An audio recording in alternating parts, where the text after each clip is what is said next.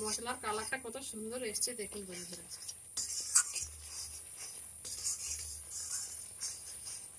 এটা একদম ঘরোয়া পদ্ধতিতে রান্না করে আপনাদের শেয়ার করছি। এইভাবেই আমরা বাড়িতে রান্না করে খাই।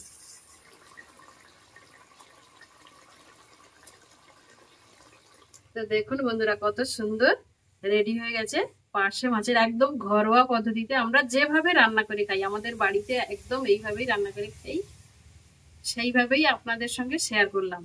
নমস্কার বন্ধুরা, আমি লিপিকা, গঙ্গাসাগর কুকিং চ্যানেলে আপনাদের সবাইকে স্বাগত। বন্ধুরা চলে এসেছি আজকের আরও একটা নতুন রেসিপি নিয়ে। আজকে তৈরি করে দেখাবো পার্শে মাছের ঝাল। তা আমি এটা করব একদম গ্রামীণভাবে, আমাদের ঘরোয়াভাবে যেভাবে আমরা রান্না করে খাই সেইভাবেই আপনাদের সঙ্গে শেয়ার করব। আপনারা তো অনেকভাবেই খেয়েছেন, অনেক রকম মশলা দিয়ে। তা আজকের একদম গ্রামীণভাবে কীভাবে রান্না হয় আমাদের পার্শে মাছের ঝাল, সেইটাই আপনাদের সঙ্গে শেয়ার করছি। তো চলুন বন্ধুরা রান্নাঘরে চলে যাই। এই পার্শে মাছগুলো আমি নিয়েছি, আজকে ঝাল রান্না করব। দেখুন বন্ধুরা একদম ফ্রেশ টাটকা পার্শে মাছ। এই পার্শে মাছের ঝালটা রান্না করার জন্য আমি যে যে উপকরণ নিয়ে নিয়েছি সেগুলি দেখিয়ে দিচ্ছি। আমি নিয়ে নিয়েছি হলুদ গুঁড়ো, লঙ্কার গুঁড়ো, কালো জিরে, গোটা জিরে, গোটা সর্ষে, কাঁচা লঙ্কা, লবণ, টমেটো কুচি, পেঁয়াজ কুচি আর সর্ষের তেল, এগুলোই আমার লাগছে। প্রথমে আমি মাছটাতে নুন হলুদ মাখিয়ে নেব। প্রথমে দিয়ে দিচ্ছি পরিমাণ মতো লবণ, তারপরে দিয়ে দিচ্ছি হলুদ গুঁড়ো, দিয়ে ভালোভাবে এটাকে মাখিয়ে নেব। প্রথমে আমি মশলা কিছু বেটে নিচ্ছি। সর্ষে, জিরে আর পেঁয়াজ, এই তিনটে মশলা আমি শিলনোড়াতে বেটে নিচ্ছি। প্রথমে বেটে নেব সর্ষে, নিয়ে নিচ্ছি কালো সর্ষে,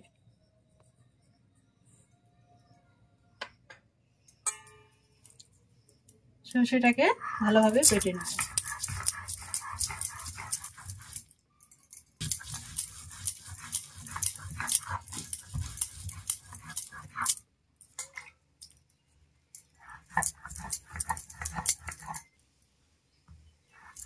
সর্ষেটা বাটা হয়ে গেছে, এটা তুলে নিচ্ছি।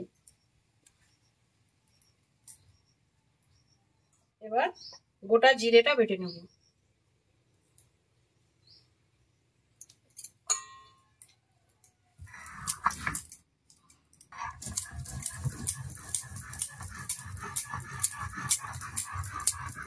জিরেটাও বাটা হয়ে গেছে, এটাও তুলে নিচ্ছি।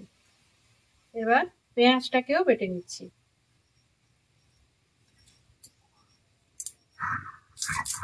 তো বন্ধুরা, এই নদীর নোনা মাছ যদি সর্ষে পেঁয়াজ বাটা দিয়ে রান্না করা হয় তার টেস্টটাই অন্যরকম হয়ে যায়।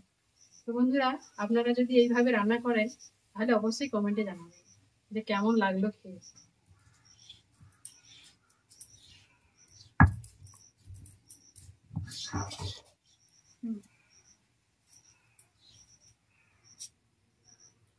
পেঁয়াজটাও বাটা হয়ে গেছে, এটাও তুলে নিচ্ছি। কড়াইটা তেতে গেছে, এবার তার মধ্যে সর্ষের তেল দিয়ে দিচ্ছি।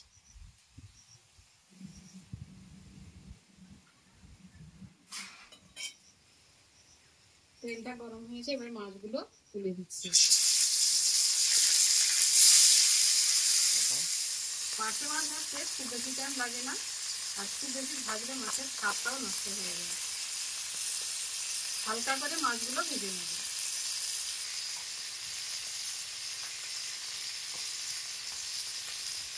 বন্ধুরা, পার্শে মাছের ঝালটা করার জন্য আর একটু মশলা আমি মাখিয়ে নিচ্ছি, সেটা আপনাদের সঙ্গে শেয়ার করছি। দেখুন, নিয়ে নিচ্ছি হলুদের গুঁড়ো আর লঙ্কার গুঁড়ো। এই তরকারিতে একটু ঝাল বেশি হলে ভালো লাগে। এবারে অল্প জল দিয়ে এটা মাখিয়ে নেবে।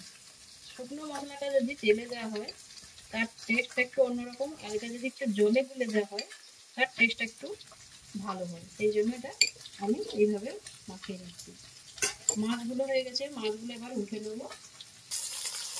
মাছগুলো এক পিস করে হয়ে গেছে, এবার উঠে যাচ্ছি।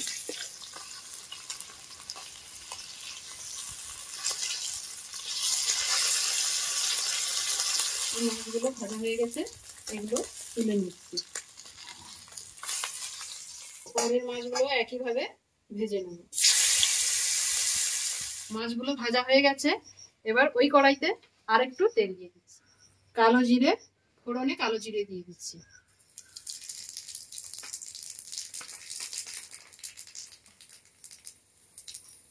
টমেটো কুচিটা দিয়ে দিচ্ছি।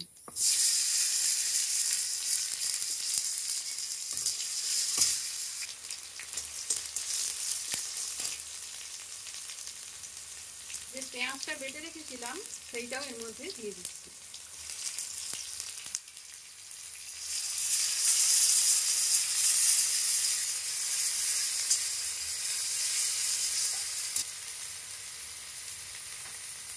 পরিমাণ মতো লবণটা দিয়ে দিচ্ছি।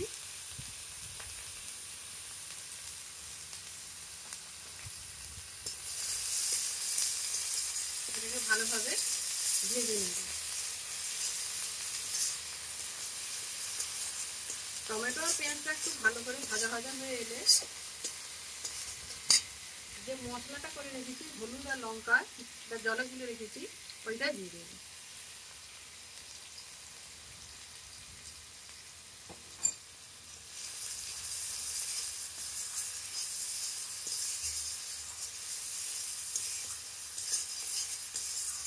তো বন্ধুরা, যে সর্ষেটা বেটে রেখেছিলাম এই একটা বাটিতে আমি জলে গুলে নিয়েছি। এর খোসাটা নিচে পড়ে যাবে, ওপরের জলটা শুধু দিয়ে দেব।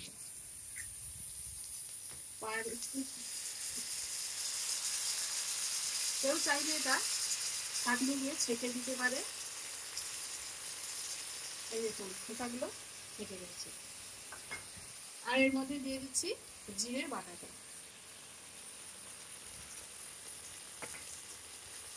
খুব ভালোভাবে এবার নেড়ে নিই।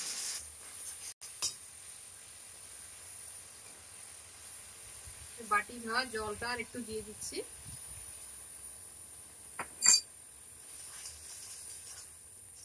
মশলার কালারটা কত সুন্দর এসছে দেখুন বন্ধুরা।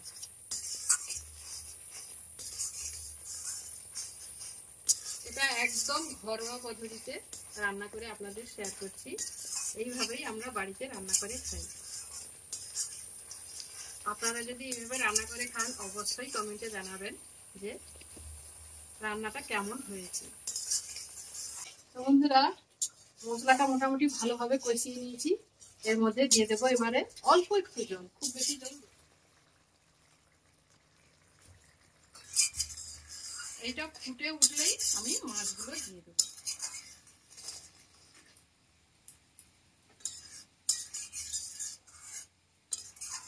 মশলাটা ফুটে উঠেছে, এবার ভাজা মাছগুলো দিয়ে দিচ্ছি।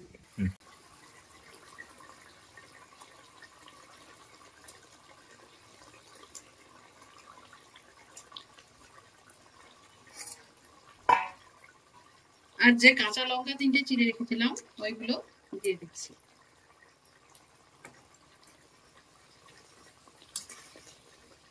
বেশিক্ষণ ফোটাবো না, এইবার নামিয়ে নেবো। তরকারিটা আমার হয়ে গেছে।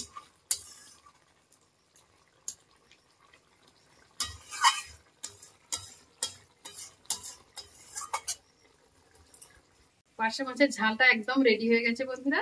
এবার এটা নামিয়ে নিচ্ছি।